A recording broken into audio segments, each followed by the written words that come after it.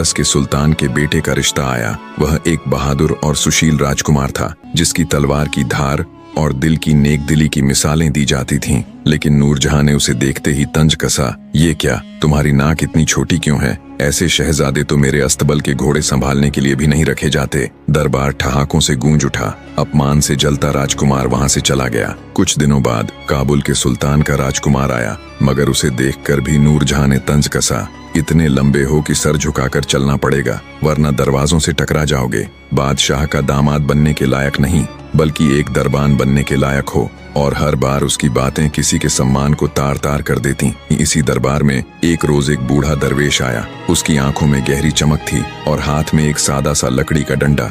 वह बादशाह के सामने झुका और बोला, जहां अपना, आपकी बेटी खूबसूरत तो बहुत है, मगर उसके दिल में घमंड भरा है। एक लड़की की सबसे बड़ी खूबसूरती उसका स्नेह और विनम्रता होती है। अगर यह न रहे तो उसकी खूबसूरती भी श्राप बन जाती है।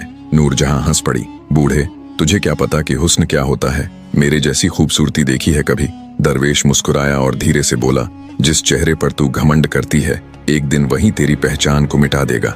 महल में सन्नाटा छा गया। बादशाह ने नाराज होकर सैनिकों को इशारा किया कि दरवेश को महल से बाहर निकाल दें, मगर उस बूढ़े फकीर की बात नूरजहां के दिल में एक अनजानी बेचैनी छोड़ गई। महल के बड़े बड़े झरोखों से आती ठंडी हवाएं भी उस रात नूरजहां के मन की बेचैनी को कम नहीं कर पा रही थीं। वह अपने बिस्तर पर लेटी हुई थी, लेकिन बार बार दरवेश की आवाज उसके कानों में गूंज रही थी, जिस चेहरे पर तू घमंड करती है, एक दिन वही तेरी पहचान को मिटा देगा। वह झुंझलाकर उठ बैठी।